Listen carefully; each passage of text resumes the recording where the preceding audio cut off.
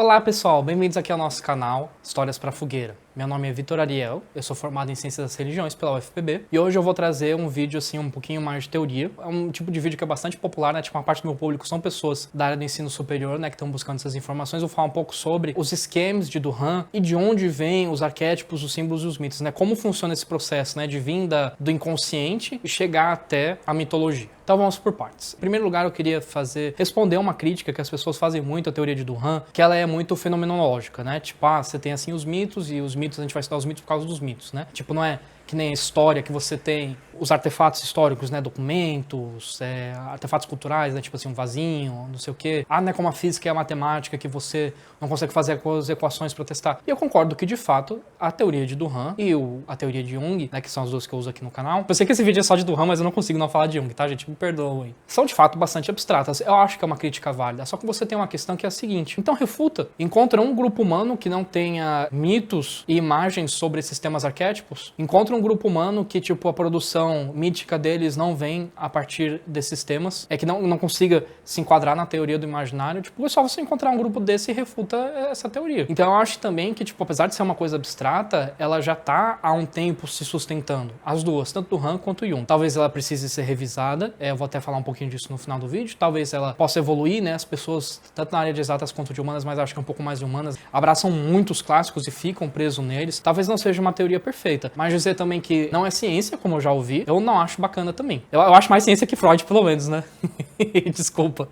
A produção, tira isso, pô, não consigo me aguentar. Parênteses, não é pra tirar, só que eu tô fazendo teatro. Então eu acho que é um pouco isso também, tipo, talvez não seja tudo perfeito, mas dentro de uma ciência humana é uma coisa que se comprova bastante. Inclusive, esses arquétipos se mostram funcionando até hoje na psique da gente. No vídeo seguinte a gente vai falar disso. Mas enfim, deixando essa introdução de lado, de onde então vêm os mitos, a mitologia, os símbolos, né? Como isso surge? Acontece o seguinte, Duhan percebe que existe uma primeira forma de visualização do ser humano, que é a mais profunda de todos, que ela está extremamente ligada com a biologia, que são os esquemas. Ele percebe que existem posturais ou reflexos básicos que isso marca o ser humano desde antes até do Homo sapiens. Exemplo deles são a deglutição, né, o engolir, esse movimento peristáltico, né, do engolir. Quando tá saindo a comida na evacuação também, né, esse movimento do evacuar, do deixar sair. A postural copulativa, né, os movimentos serpentinos, né, do sexo. O de cair, o de se levantar, eles são coisas que o ser humano faz há tanto tempo, inclusive desde antes de ser o Homo sapiens, que isso deixou um imprint básico no como a nossa psique funciona também. É a nossa conexão com o cérebro mamífero e reptiliano, por assim dizer. E os esquemas, eles são as imagificações, por assim dizer, desses reflexos mais básicos. E aí é um parênteses, eu entendo um pouquinho de biologia também, eu fiz um pedaço do curso antes de trocar para Ciências das Religiões, e eu acredito que, tipo, entre a neurociência, essas coisas, tipo assim, muito se aprendeu sobre esses reflexos e sobre essas coisas básicas que na época de Duhan a gente ainda não tinha descoberto. Então, talvez o que sim seria interessante em algum momento, algum biólogo e algum estudioso do imaginário, ou um médico, alguma coisa assim, alguém que entenda bem de anatomia, dar uma olhada nisso para ver se a gente consegue avançar um pouco a teoria. Fica aí uma ideia para vocês que forem estudantes, né? Mas voltando aqui pro que é a teoria de Duhan propriamente dita. E aí esses esquemas que formam essas imagens mais basiconas, a gente vai pegar como exemplo da deglutição, ou de engolir. Eles viram essas imagens mais básicas de todas que, tipo, algumas pessoas até acreditam que alguns animais também trabalham com elas. O segundo passo são os arquétipos. A gente já tem um vídeo sobre ele, aqui no canal, vai aparecer aqui nos cards. Um arquétipo, certo? É um tipo de símbolo, né, mítico, que você vê que ele se repete em vários casos, em vários grupos da humanidade, mesmo sem eles terem tido contato. Então, por exemplo, a Grande Mãe.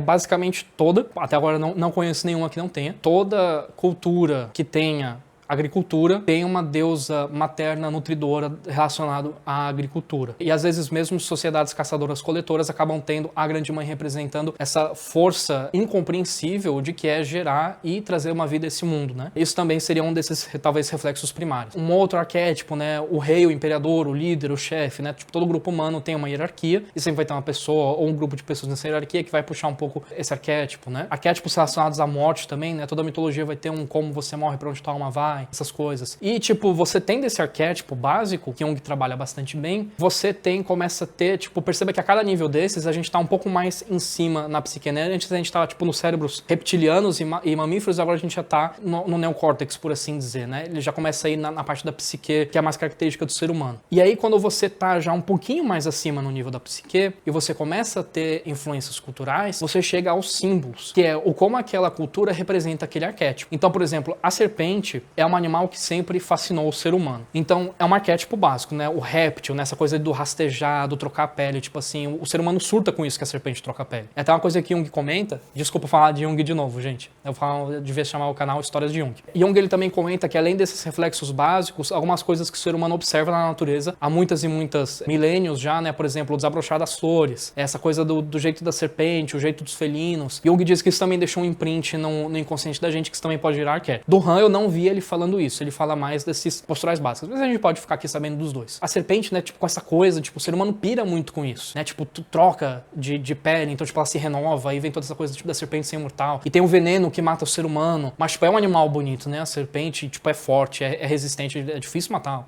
uma cobra. E aí, tipo, em alguns casos, eles vão transformar a serpente então numa coisa positiva, então são símbolos de serpente. E, por exemplo, o cristianismo transformou numa coisa negativa. Mas existem muitas culturas que veem a serpente como uma coisa boa, né? Como, tipo, filhotes de dragão, por exemplo, uma coisa assim. Que outro exemplo eu posso dar, né? Por exemplo, o lobo também, né? O cristianismo colocou como uma coisa negativa e às vezes aparece como uma coisa positiva, né? No Japão existem espíritos de lobo que são positivos. O arquétipo é mesmo, né? Um animal feroz, heráldrico, né? Que o ser humano sempre reparou muito. Que, tipo, se por um lado você tem respeito, por outro você tem medo dele. Na mitologia nórdica, os lobos, pelo menos a maioria que eu conheço, é retratada como uma coisa negativa e por assim vai. Aí quando você tem um conjunto de símbolos que são tecidos numa narrativa, aí você chega no mito.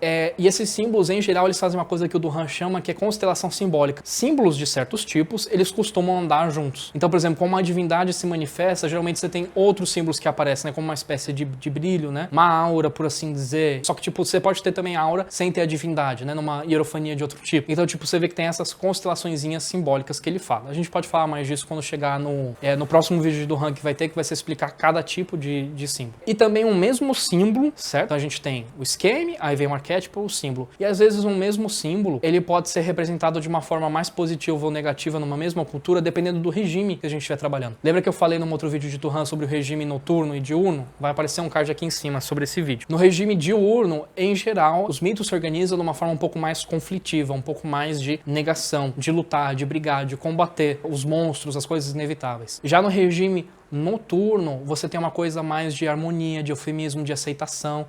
Pode até dizer resignação, mas eu não acho que é aceitação, né, tipo, do fato de que, tipo, nós somos seres humanos, estamos à mercê dessas forças da natureza, por mais que a ciência tenha avançado, por mais que a gente esteja mais seguro ainda assim, tipo, nós ainda somos criaturas frágeis, né, comparado com outros animais. Então, você pode trabalhar um mesmo símbolo apresentado de duas formas. Lembra que a gente falou que a gente pegar o exemplo da deglutição? Então, você tem esse reflexo do engolir, e ele vira esse arquétipo da entrada, geralmente, com uma descida para baixo, né? Pode ser uma entrada de uma caverna, uma entrada num templo, ser devorado por um monstro, cair em algum lugar. Todos eles vão surgir dessa postural básica. E a gente vê que é uma coisa que aparece bastante, né? Materazo se esconde numa caverna, Perséfone, né, abre uma cratera e Hades rapta ela e cai, né? Tem um monte de história em que o herói tem que entrar numa caverna para matar um monstro. Esses são exemplos desse arquétipo da entrada na caverna, da entrada no templo, da entrada no útero, por assim dizer, no regime diurno. Só que você tem o regime noturno, que é, por exemplo, a entrada num templo, quando a pessoa